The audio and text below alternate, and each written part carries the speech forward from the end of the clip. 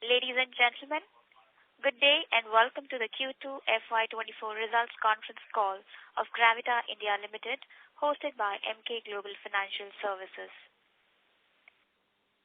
As a reminder, all participant lines will be in the listen-only mode, and there will be an opportunity for you to ask questions at the end of today's presentation. Should you need assistance during the conference call, please signal an operator by pressing star, then 0 on your touchtone phone. Please note that this conference is being recorded. I now hand the conference over to Mr. Sabri from Emkay Global Financial Services. Thank you, and over to you, sir. Yeah, good morning, everyone. On behalf of Emkay Global, I welcome you to the Q2 FY24 post-earnings conference call of Gravita India. We have with us the senior management of Gravita, led by Mr. Yogesh Malhotra, full-time director and CEO, Mr. Vijay Kumar Parikh, executive director, Mr. Naveen Prakash Sharma, executive director, and Mr. Sunil Kansal, chief financial officer. So today, the management will give a brief on the results, and then we'll move over to the question and answer round. So without any further delay, now I invite Mr. Malhotra for the opening comments. Over to you, sir. Thank you, Mr. Sabri. Good morning, ladies and gentlemen, and welcome to our Q2 and H1 FY24 earnings call. I believe you have had an opportunity to review the earnings presentation and financial results that were uploaded on the stock exchanges. Before opening the floor for questions, I will provide a brief overview on the major highlights of the quarter. I'm very happy to share that Gravita has delivered stellar performance on both financial and operational fronts for Q2 and H1 FY24. Before we delve into the results, I would like to share some strategic highlights and project updates. I'm pleased to announce that ICRA has upgraded the credit rating for both fund-based and non-fund-based facilities. Long-term rating has been upgraded to A+ stable from A positive. For short-term rating has been upgraded from A2+ to A1. Gravita's step-down subsidiary situated in Togo, West Africa, has started commercial production of battery recycling from its existing recycling plant, having an annual capacity of 6,000 metric ton per annum. I would want to highlight that the company has been sourcing scrap from Togo yard for the last 3 years and has set up a strong scrap connection network before establishing the plant there. Further, the company is already having aluminium recycling plant having an annual capacity of 4,000 metric ton per annum in Togo, West Africa, and this new facility will enjoy the benefits of economy of scale and will be cost effective due to savings in logistic costs. Now let's discuss the operational performance. Coming to the capacity expansion, as on 31st October 2023, Gravita has expanded its total capacity to 2.84 lakh metric ton per annum compared to 2.33 lakh metric ton per annum on 31st March 2023. We are strongly progressing towards our target of reaching the existing vertical capacity of 4.25 lakh metric ton per annum by 2026. Excuse me. Gravita is committed to expanding its capacity and hence is expecting to incur a capex of more than rupees 600 crores by FY26 for its existing as well as new verticals. Capex expected for existing and new verticals is approximately 350 crores and rupees 250 crores respectively. The company has witnessed a volume growth of 14% in Q1 FY24 on a year-on-year basis. We are seeing major volatility in the commodity place and some demand slowdown is also visible globally, especially in China. In lag because of a strong relationship and OEMs across globe, the back-to-back hedging mechanism, we are able to generate volume growth along with sustainable margins. In case of plastic and aluminium, we are still in the process of developing OEM's approval and working on hedging options which will stabilize the margins with sustainable volume growth in these verticals also. Moving to financial results, let's discuss the half-yearly financial results. Consolidated revenue for H1 FY24 increased by 22% to rupees 1,540 crores and 48% of revenue in H1 FY24 came from value-added products, aligning with our vision of achieving 50% revenue from this category. Consolidated adjusted EBITDA for the half year stood at rupees 160 crores, that is up 23%, and consolidated PAT showed an increase of 26% to rupees 110 crores in H1 FY24 from H1 FY23, PAT margin increased to 7.1%. ROC for H1 FY24 stood strong at 26%. Cash and cash equivalents of the company have increased to rupees 118 crores as liquidity for future capex and working capital. Coming to quarterly financial results, at consolidated level, revenue for the quarter increased by 22% and 19% to rupees 836 crores on a year-on-year and a quarter-on-quarter basis, respectively. 44% of the revenue in Q2 FY24 came from value-added products and 39% revenue came from overseas business. On a year-on-year basis, adjusted EBITDA increased by 23% to rupees 80 crores. EBITDA margins stood at 9.5%. Gravita reported a consolidated PAT of rupees 58 crores with a 30% and 11% growth on year-on-year and quarter-on-quarter basis, respectively. PAT margin remained steady at 7%. That's all from my end. I would now request to open the floor for questions and answers. Thank you, and over to you, Sabri. Thank you very much. We will now begin with the question and answer session. Anyone who wishes to ask a question may press star and 1 on their touchtone telephone. If you wish to remove yourself from the question queue, you may press star and 2. Participants are requested to use handsets while asking a question. Ladies and gentlemen, we will wait for a moment while the question queue assembles.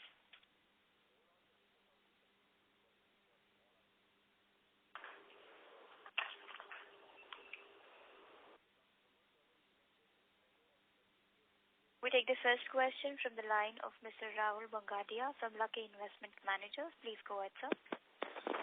Thank you for taking my question, sir, and congratulations on a good set of numbers. Two questions. One is on the lead side, things seem to be, on track and they seem to be trending towards what we had guided for. But aluminum and plastic volumes seem to be struggling, while you touched upon it in the initial remarks. But if you could just give us a better insight into what do you think is happening, what is happening there, and what do you think you will do to kind of improve the trends that are visible right now? Sure, Rahul. So as I mentioned in the comments also that there is huge volatility in the metals or commodity market. The prices have seen, it has come down drastically, especially in aluminium in the last year. And because we are not hedging, there is no hedging mechanism currently, so you could see the effect on the bottom line numbers of aluminium. And also because of this huge volatility, and also there is some slowdown in demand, as I mentioned in China especially. So our Indian operation is not running optimally.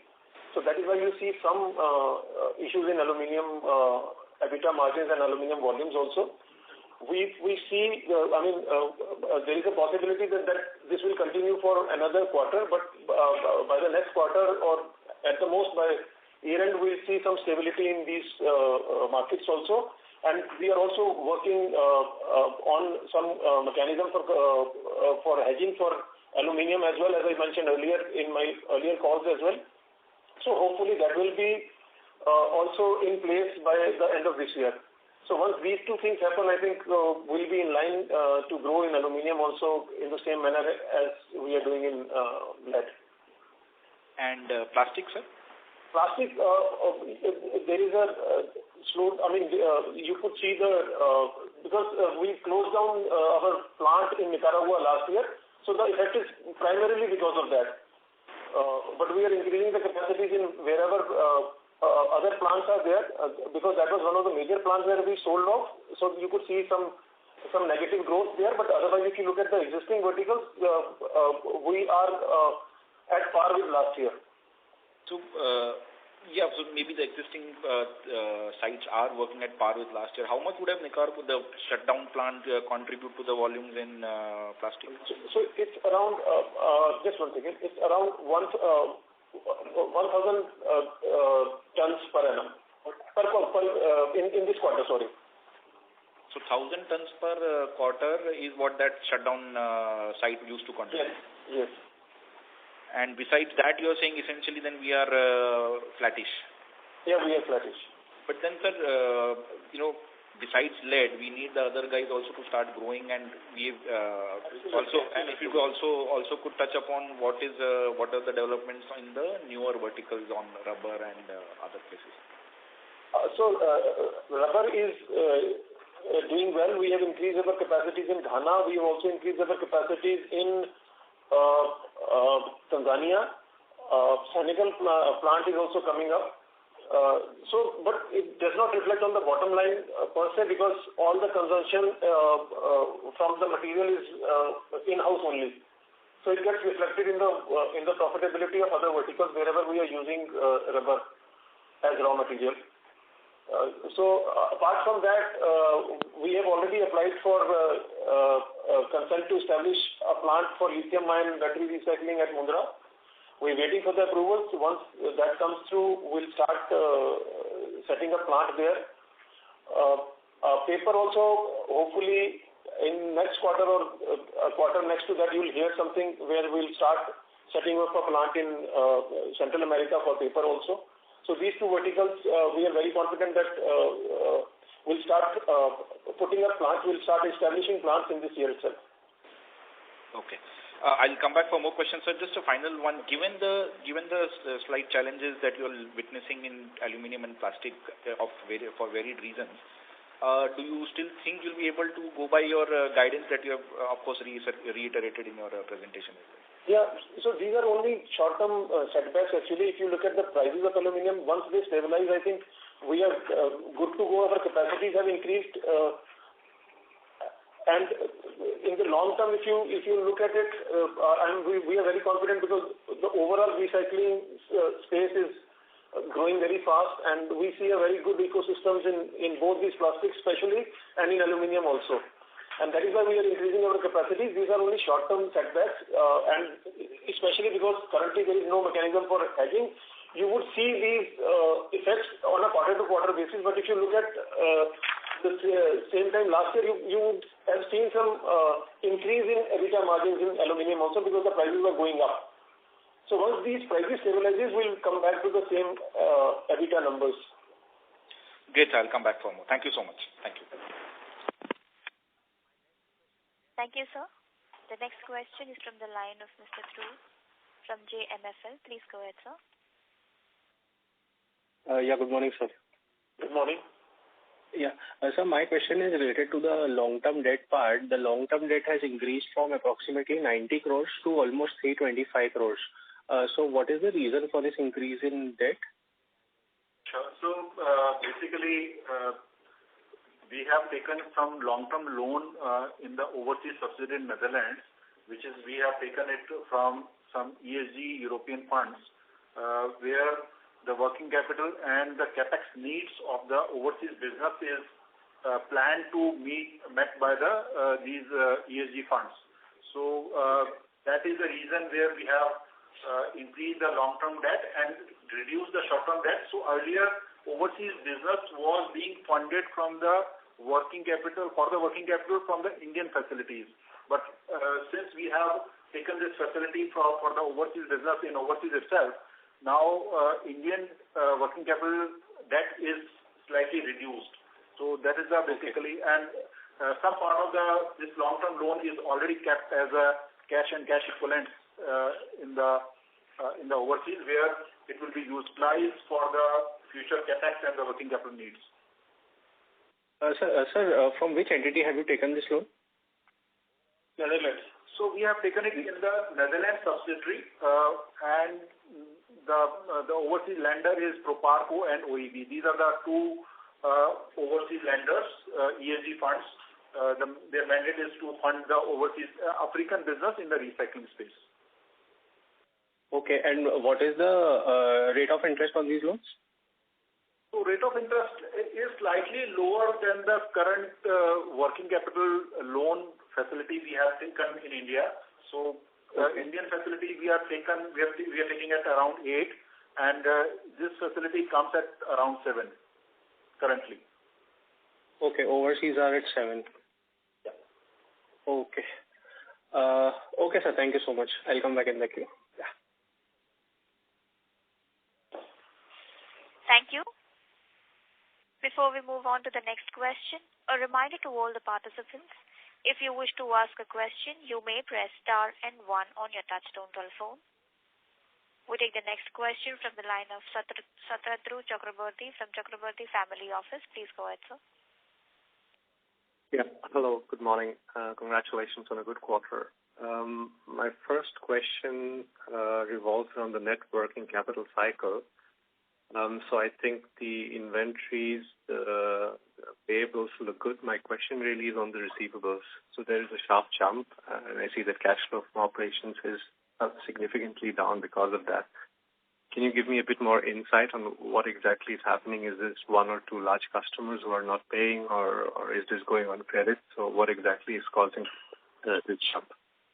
So, yes, on the 30th September 2023, this number was exceptionally higher because of some additional volume dispatches in the last few days of the quarter, just before the quarter end. And this money is already live in the current month. So it was exceptionally high just at the quarter end, but it is already at the normal level at this point of time. So normal level is close to 150 crores, but yes, it was higher on the 30th September. Okay. Any notional idea on how many days this is in terms of receivables for this quarter versus the last? Yeah. So normally it is in the range of around 20 days, 18 to 20 days, but exceptionally higher because of, as I explained, so it was around 25 days, slightly more than 25 days. Okay, understood. My second question is a bit more nuanced one. So in the result sheet that you have presented, there is a point number 6, which says there is an appeal received by the Commissioner of Customs, Jodhpur, of around 70 crore. And you're saying for the moment being, you have a good case and there is no provisioning. And there is just one line which mentions that in case any liability comes on the company is entitled to take credit of the tax amount. So I'm not very sure I understand this last line correctly. So what you're trying to say is if the liability comes, then our revenues will go down and then the tax that we have paid is more, so we can get a credit of that tax amount. Is this what the strategy is so far? So, as mentioned, this is a pre-import condition where we need to deposit certain the demand which is in the form of GST. So whenever we deposit this amount in the form of GST, it is available as a credit also for us to be taken for the future GST payments. It can be adjusted for the future GST payments. So still we are under appeal. We are not. We are saying that we are not. This case is not applicable on us. But if, as mentioned, if we are not, if the case is not in our favor, we have to deposit this amount and we can take a credit of in the future GST payments for this amount. So in other words, it may affect the cash flows for the time being, but it will not have any financial impacts in the longer terms. So that is the reason where we have not taken any provision on the company's financial. And further add to this, the judgment was given before the guidelines came from CBIC. The CBIC guideline says that only the cases where this pre-import condition was violated, that only will be, the GST has to be deposited. While the Honorable Commissioner considers the entire period as a violation. One part is this, so this number will reduce to less than 10%. And second thing is that when we have gone to the appeal for the tribunal, so there we are telling this is a bona fide case, not a mala fide one, wherein this cannot be raised on us after a period of 2 years. So these are two other scenarios which are already there. I hope we answered your question. or do you need some further clarification on this? No, I think this is quite good. Thanks for this. The last question I have really is on the upcoming diversifications. Any sense on what exactly is the company and the management trying to do about the lithium-ion recycling? Because I know there is a lot of scope for this in the market, but not really big players coming on this. Yeah. So as I mentioned earlier, answering some question that we have already putting up we have plans to put up a lithium-ion recycling plant, a pilot project in Mundra, and we have already applied for consent to establish a plant in Mundra. We are waiting for the concerned authorities to approve that plan for us to start putting up a plant there. So hopefully we'll get that consent in the next quarter, and then we'll start putting up a plant for lithium-ion recycling in Mundra in this year itself. Okay. One additional follow-up, just taking this further, I don't think there is any hedging mechanism in place that you can afford to do with the lithium metal, the way it stands now, right? No, for all metals, there is a hedging mechanism. It can be traded on exchanges. There is LME, London Metal Exchange also, and then there is the metal market. But lithium-ion, it's getting in formation because SHFE, China is a major lithium supplier, these battery suppliers. So there is some mechanism which is being developed. But since these batteries availability is very low, and we expect that more volumes to come by FY2026-24, then this particular hedging will also be evolved over a period of time. Right. Thank you, gentlemen. All the very best. Thank you. Thank you. Ladies and gentlemen, if you wish to ask a question, you may press star and 1 on your touchtone phone. The next question is from the line of Mr. Parikshit Kabra from PKD Advisors. Please go ahead, sir. Hi, thank you so much. Congratulations on your results. Great set of numbers. I wanted to touch upon something that other people have already touched upon is basically the lithium opportunity, but not from the angle of recycling lithium, but this is obviously going to impact the lead market as well. Maybe not in the next couple of years, but maybe in 5 years, 6 years. So I just wanted to get a sense from the management, over the next 5 to 6 years, how do you see the lead market, total addressable market evolving, and Gravita's market share within that? I think although it may affect the lead market, it will not affect in a big way because a lead acid battery is used for lighting, ignition, and starting up. So it's a SLI battery that you use, whereas a lithium-ion battery is a traction battery which is used to drive the car. So even in a electric vehicle, you would require a lead acid battery, although the size of the battery is smaller. The lithium-ion battery replaces the IC engine part. So if I stop there, I know this has been the line for a while, but we know that the consumption will significantly drop, right? Not only because Yeah, so it will be, the size of the battery would be, say, around 70% of the size of the battery that is getting used currently in IC engines. So but at the same time, because, it will take some time. I think what you were mentioning about in the next 3-4 years, it will replace lead acid battery, or the EVs will replace the IC engines. That would happen probably in the developed countries, but in countries where we are present, I think most of the applications would still run on IC engine is our take.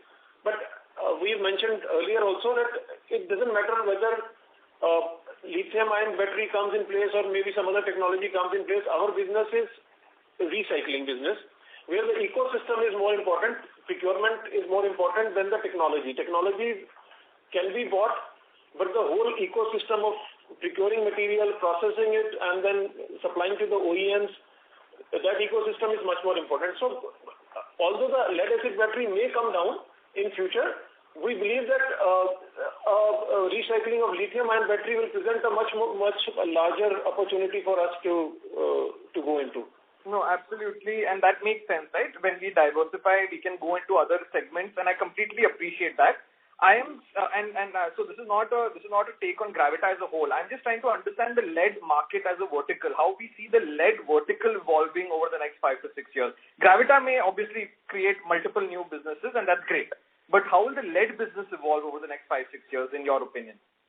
Yeah, as Yogesh rightly said that lithium-ion battery is the upcoming market, and undoubtedly it is going to take some space out of the Gravita's recycling diagram. But if you see in lead space also, we have hardly 2% of the global market share. And if we slightly increase our global market share, Entire market. Okay, I'm sorry. Because in case of Gravita's perspective, we see that we will position ourselves more in global market to sustain the volumes of lead. But yes, in times to come, as soon as the lithium ion increases, it will take the space from the lead space. Yeah, so to answer your question, yes, definitely there will be a hit on lead acid battery manufacturing if all the IC engines would get converted to EVs. But then there are other opportunities also coming, stationary batteries.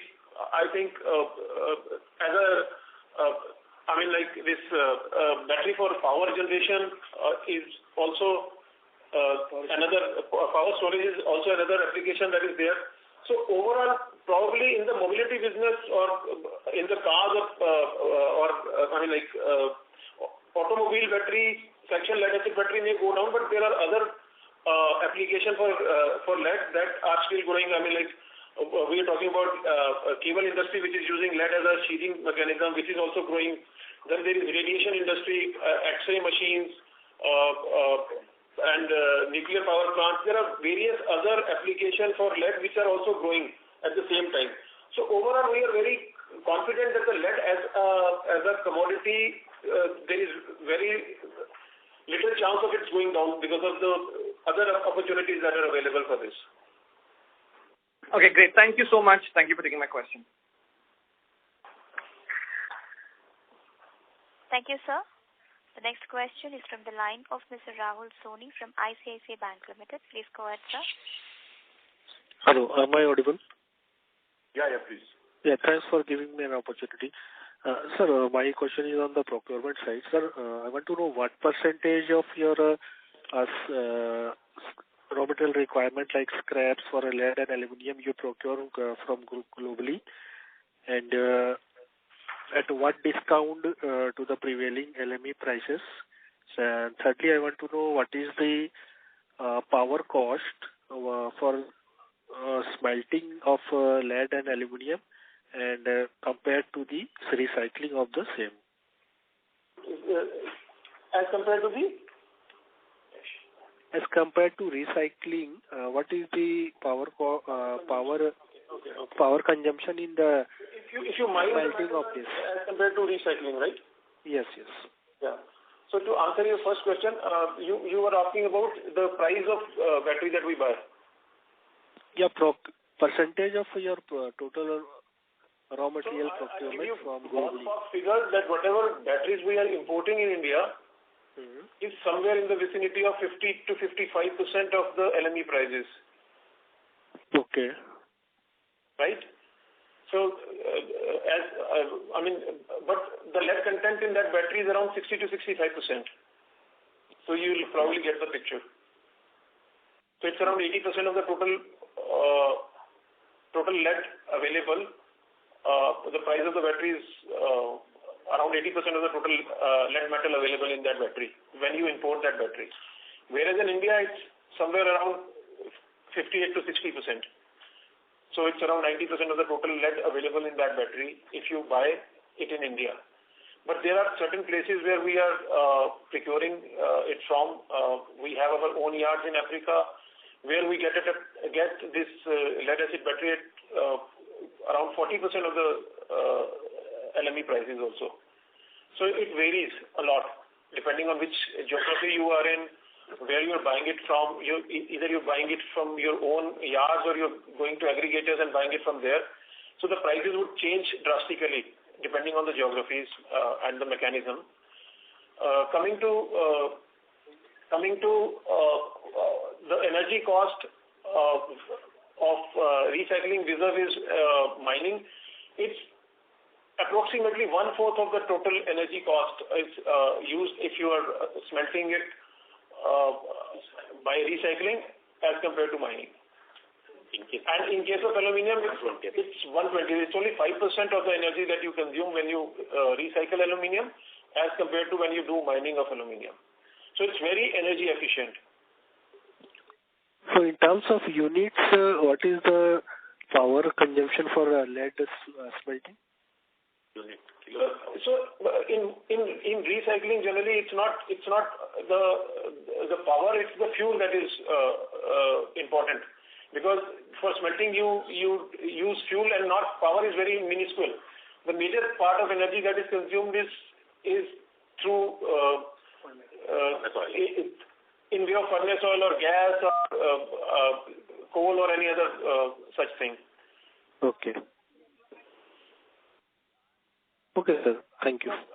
To give you a picture, I think for every ton of lead that we produce, we use around 50 liters of furnace oil. Okay, so that is the main fuel component. Yeah, that is a major component. Okay. And for that also we are using rubber and tire recycling and we are kind of replacing the fossil fuel and using tire instead of fossil fuel. So we're using pyrolysis oil to replace fossil fuel for our smelting processes. Okay.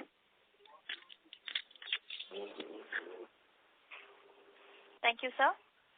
We take the next question from the line of Mr. Kush Nahar from Electrum PMS. Please go ahead, sir. Yeah, am I audible? Yes, please. Yeah, thanks for the opportunity, sir. So I've had two questions. One, what would be the percentage of domestic sourcing this quarter? Yeah, so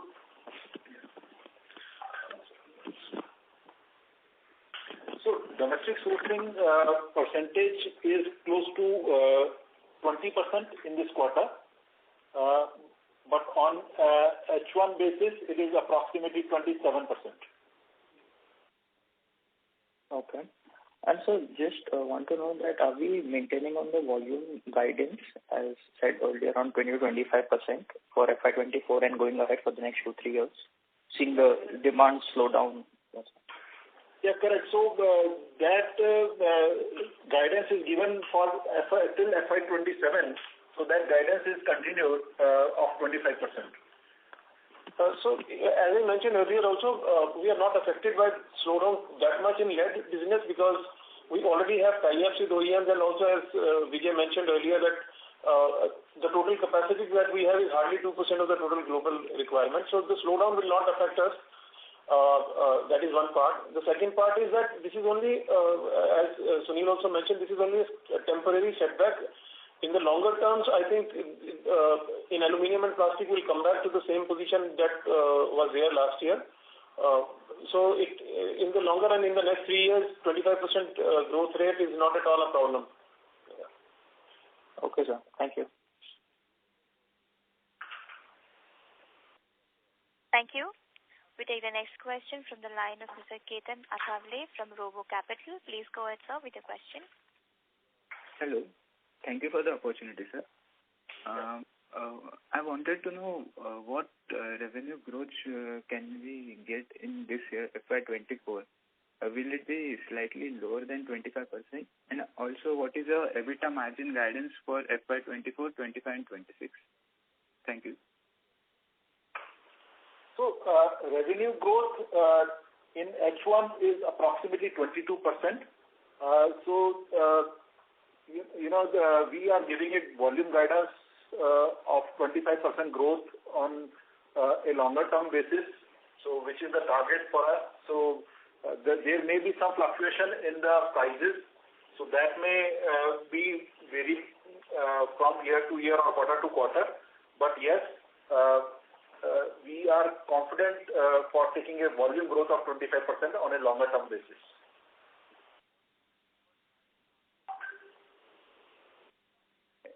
Margin guidance? I'll just elaborate it a little bit more in the sense that our focus is more on the bottom line rather than the volume growth in revenue numbers, because there are various factors that are important in the volumes. As I mentioned, that sometimes we also have arbitrage opportunities where we bring in some of the material that we source outside into India, and therefore it does not get reflected in the when you consolidate the numbers. So the volume growth shows a little lesser than the total production that we've done. So that way the volume growth may not be the right reflection on how much production we have done or how much volumes we have done overall, because it gets eliminated when you bring it to India and then sell it from India. So that is only because we want to increase the bottom line. So those numbers can change, but our guidance on the bottom line of 30 to 35% growth on the PAT numbers are intact, and we are very confident of achieving that in longer run also. And in addition to that, we are also focused on taking the minimum ROC of 25%. So that's also one of the, because there is a different kind of businesses and different kind of businesses involve different kind of working capital also. So to be on more precise on the bottom line, that's ROC, return on capital, is the more precise number we follow, and the target is minimum achieve 25%. Okay, thank you, sir. Thank you so much. Thank you.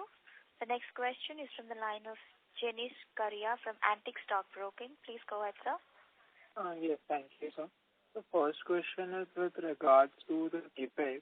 So for first half, we have done around 54 crores of capex as per the cash flow statement. We are guiding for around 205 crores of capex in FY24. So will second half be capex heavy, or do we see some slippages in the next year? Yes, so approximately 54 crore we have done in the H1, but the H2 may have another 100 crores, and part of plan of H2 may carry forward to the next year, maybe first half of next year. So that will be incurred in that part. So maybe 50 odd crores will carry forward to the next year. Okay, and the 100 crores that we plan to spend in the second half, will it be majorly for the lead overseas business, or which verticals will it be allocated? So basically it's for the existing vertical capital that we are talking about, and it's not 205 crores per annum, because it's around 150 crores per annum for the existing verticals we were talking about. So we would be completing that 150 crores for current verticals in this year. Apart from that, in another verticals, we are expecting to incur around 45 crores this year, and then 100 crores next year, and the 100 crores next year. So in the existing verticals, we are in line. It's the new verticals we are talking about lithium, and we are in discussion with, so we are doing our feasibility. We are completing our feasibility for paper and steel plant in Africa and Central America. That may get postponed to the next year. Some of the capex in those two lines may get postponed to next year, spill over to next year. But the existing verticals in line with the total 150 crores that we are talking about. Okay, that's helpful. The second question is, why is the domestic sourcing for India plants declining over the last 4 to 5 quarters? So it's basically, again, we've talked about this earlier also. Sometimes there is an arbitrage opportunity where the overseas market is more price, effective as compared to the Indian markets. There is a difference between the prevailing prices overseas compared to the Indian markets. During those times, we import a lot of batteries into India, and on other occasions we export a lot of material from India also, whenever the prices are the other way around. In last quarter, in Q1, because the prices there was a huge arbitrage opportunity, so we imported a lot of battery into India. Because of that, there was surplus of batteries availability to us. So because of that, we hold procuring any batteries both from overseas also and in India also. So that is one of the reasons. Otherwise, there is availability, but when there is availability, we choose the scrap that is cheaper to us. So it happened in last quarter, but from next quarter onwards, you will see improvements in the domestic battery scrap also. It's not because of non-availability of battery, much more. It's the availability because our capacities are limited. So it is dependent on the price of battery that is available to us. Okay, so just a follow-up on that. So in prior to FY23 and FY22, the proportion of domestic sourcing for India plants was upward of 50%. With battery waste management rules getting implemented from FY23 onwards, the proportion of sourcing from India has gone down. So is it because of the rules being implemented, the domestic sourcing has become costlier and we are finding it economical to import it? Is that understanding right, or I am missing something? No. Batteries have always been cheaper overseas. We are increasing our capacities because there is huge opportunities in the local space also. But at the same time, we are increasing our procurement yard capacities overseas.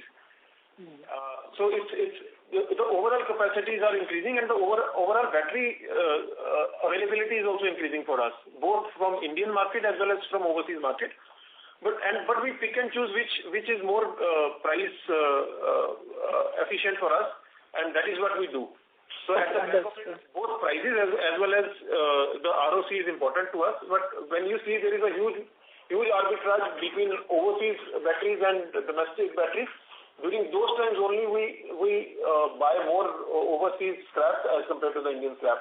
Having said that, we are already increasing our capacities in India. We have increased the capacities in Mundra, and we are continuing to increase our capacities so that whatever scrap is available, we can use that scrap also. Just to summarize, that the spreads between the overseas and India battery right now have widened. Once it narrows down, we will increase our domestic sourcing, right? So if you look at the overall numbers compared to last year, we have procured 40% more batteries as compared to last year. Okay. In India. And just one last thing, on the reporting part, we used to earlier report our profits from the overseas business as a percentage of total profit. We have stopped it from the last 2 quarters. So if you can just give me those numbers. Sorry? Earlier we used to report our overseas profit as a percentage in our presentation. So that has been stopped in the last 2 quarters. So can you just... Actually, earlier there was a concern about the Indian profits being too low. So we were always mentioning that Indian profits, but if you want, we can start it from next quarter again. That would be helpful, sir. And if you can just give me the last 2 quarter numbers. I probably will share it to you offline. Yes, no problem. I'll take it offline. So thank you so much for your time. Thank you. Ladies and gentlemen, if you wish to ask a question, you may press star and 1 on your touchtone phone. We'll take the next question from the line of Mr. Navneet, an individual investor. Please go ahead, sir. Hi, sir. Can you tell me the market share that you have in lead recycling right now? So it's a very fragmented market. It all depends on which geography you are present in, because we are not present in the developed world where most of the battery get consumed. We are not there in Europe. We are not there in US. So overall global market share would not be available. But when we talk about Indian market, of the total organized market, we have around 15 to 17% market share in India. And whenever we are present in Africa, whichever country we have more than 50% market share in all the countries that we are. So we are a major player in most of the countries. And so organized market would be what proportion in India? Around 30% of the total market would be organized, 30 to 35%. Got it. Do you have similar numbers for your plastic and aluminium business as well? For plastic, it would be very difficult because most of the plastic business in India is unorganized. There is hardly any, not more than 10% would be in the organized sector, around 90%, more than 90% would be in the unorganized sector.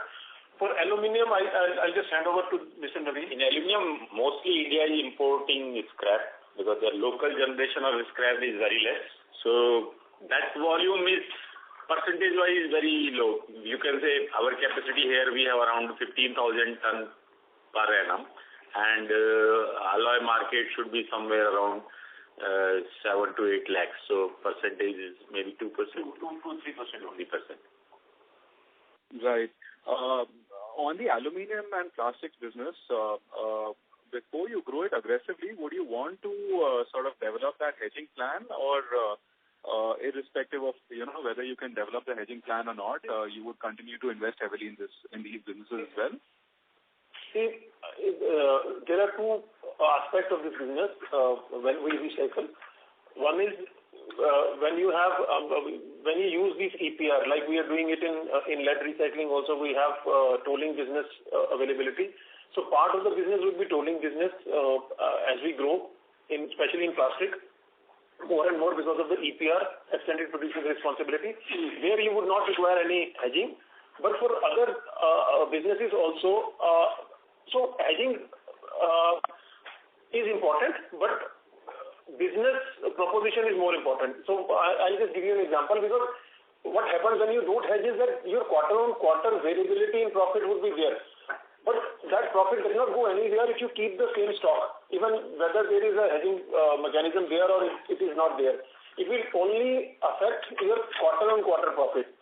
So if you keep the quantities constant, if you keep on buying regularly throughout the year, then whenever there is a change in prices, again you will start getting the benefit of the stock that is already there. So it will not affect the actual profits. It is just a notional profit that get affected. I understand. So currently, in terms of profitability, at least in this quarter, these two businesses contributed quite insignificantly to your overall firm. So when do we see these businesses contributing, say, upwards of 10% at least to your overall business? Yeah. So definitely we are increasing volume. If you see in the last year, we have increased the capacities of aluminium by more than 100%. I'll just give you the 200. I think just one second. That is one thing. And if you see last year also, the profit from aluminium was high because the prices were high. This year you are seeing because the prices have come down, so the price of my inventory has gone down. Once there is a reversal in prices again, the prices of inventory will go up again, and that profit is already intact in the inventory. So it has not gone away. Although notionally, because we present it despite that, on the current business also, 11% of the EBITDA comes from aluminium and plastic. Okay, understood. And when do you think... And another 8% comes from turnkey solutions. So lead is contributing 81% of the total EBITDA currently. True. So when do you think you will be able to get some... I'm sorry to interrupt you, Mr. Navneet. May we request you to join the question queue, sir? We have several participants waiting for their turn. Sure. Okay, thanks.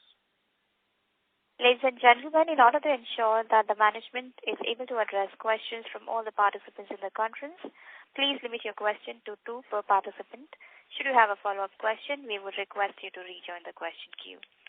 We'll take the next question from the line of Mr. Rohan Vora from Envision Capital. Please go ahead, sir. Hi, thank you for the opportunity. Sir, I would like to have your views on how different the sourcing ecosystem would be for lithium, paper, etc., the new businesses. How different would be the sourcing ecosystem? The sourcing equipment, I think it is very similar to the tolling business that we do, where you'll have to have tie-ups with the OEMs and collect battery on their behalf from their workshops, and also most of the business would be that way, where you have relationship with the OEMs, either battery manufacturing OEMs or car manufacturing OEMs, which is very similar to the Indian business that we are doing. And also some part of it will be the retail batteries that are being used by e-rickshaws and all, especially in countries like India and developing countries. That would come probably through the retail network only. But that would be only a small percentage of the total business available. Other business would be very similar to the OEM's relationship that we are having in lead acid battery in India. Okay. Okay. And across the globe, would it be any different? No, it's going to be very similar because generally what happens, first of all, the life cycle of a lithium-ion battery is very high.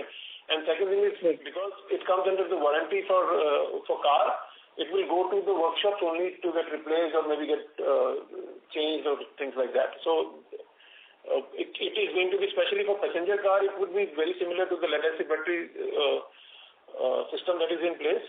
Whereas for three-wheelers or for e-rickshaws or maybe two-wheelers, etc., probably it will come through retail networks. Okay. Thank you, sir. Thank you, sir. We take the next question from the line of Mr. Shubham Thorat from Perpetual Capital Advisors. Please go ahead, sir. Yeah, thank you for the opportunity. Am I audible?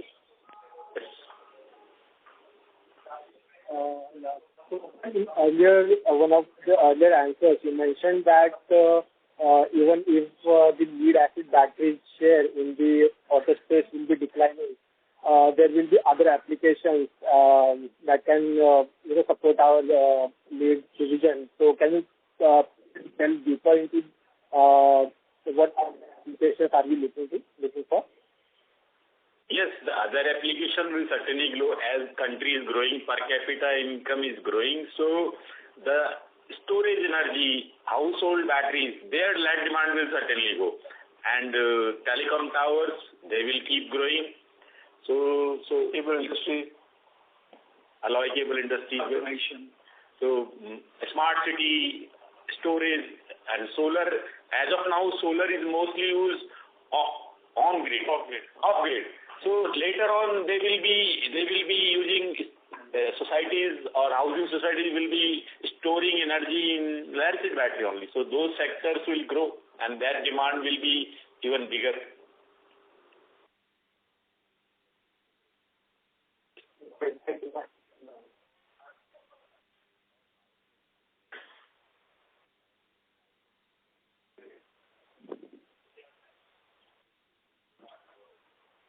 Yeah, thank you. Okay.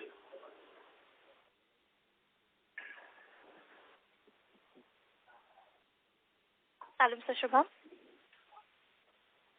Hello. Yeah, we can take another question. Sure. The next question is from the line of Mr. Hemish, an individual investor. Please go ahead, sir. Hello. Am I audible? Yes. Yeah. I just had one question. When you mentioned that, the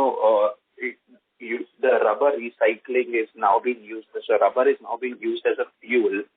So, should it not, increase your margins going ahead as you keep adding more capacities for rubber recycling? Yeah, definitely it will increase the overall profitability for us because it will reduce the cost of fuel wherever we are using it. So definitely it will have some marginal impact on the overall profitability of the EBITDA margins as we increase the capacities. So far we don't have any rubber recycling unit in India, but now we are in discussion of putting up a continuous process, which is a state-of-the-art process, which is currently not used in India, to start using that for our Indian plants also. But in addition to the margin improvement, it will have better and more impact on the environment side because the better for the environment as we are not using fossil fuels as an impact. Correct. Okay. And the second question is how much time? So when you talk about the new avenues of paper recycling and lithium, how much time does it take for the plants to come up on stream? Like if you start by Q4, how much time does it take for the plant to get set up? So it all depends on the total from country to country. How much time would it take for you to take approvals for a particular plant? Because these categories are, especially paper industry is very critical environmentally. So sometimes it takes a lot of time for clearances also. But generally, once you give a go-ahead from that point to installing the project would take around 1 to 1.5 years. Okay. And sir, your margins have gone down. Now, is this because of the notional loss that you would have on your aluminium business? Is it partly because of that? And if you have the amount if there's any store inventory loss that you have there? Yes. So some of the notional loss that we've got is part of the notional profits that we got last year. So we've always stated that the average EBITDA margins is around 17 rupees in aluminium, 16 to 17 rupees per ton per kg in aluminium. Last year, that profit was 20 rupees because the prices are going up regularly. Once the prices came down, so whatever we gained in inventory last year got reflected in the profitability this year. But some part of the profit are still in the inventories. If the prices go up again, we'll again start seeing some better EBITDA margins going forward. So this is for aluminium, but in case of lead, we are very stable on the per ton EBITDA margin. So normal EBITDA margin is in the range of 16 to 17 rupees per kg. Sometimes we get slightly additional margin on account of arbitrage opportunity by selling more into India when the Indian prices are higher, and by selling some more quantities in overseas when the international prices are higher. So that we arbitrage, because we are present in both the markets, we take the advantage of that. So sometimes, some quarters, it is higher, but normal margin is 16 to 70 rupees per kg, which we are maintaining. Okay, no problem. Thank you, sir. Thanks so much. Thank you. Ladies and gentlemen, that was the last question for the day. I would now like to hand the conference over to the management for closing comments. Yeah. Thank you everyone for participating in this call. At the end, I would want to mention that Gravita has made a niche for itself over the last 31 years, and our strong performance year on year is a testament to our fully integrated business model which covers all the key aspects of recycling. Our strategic position as one of the few recyclers in the formal sector is supported by strong sectoral tailwinds like stricter government norms of BWMR and EPR, our pan-India and global presence, integrated supply chain, operational excellence and strong risk management framework makes us a preferred partner of choice for OEMs across India and gives us confidence to meet our vision 2027 of diversifying into new business verticals and achieving revenue CAGR of 25% plus, profitability growth of 35% and ROC of 35%.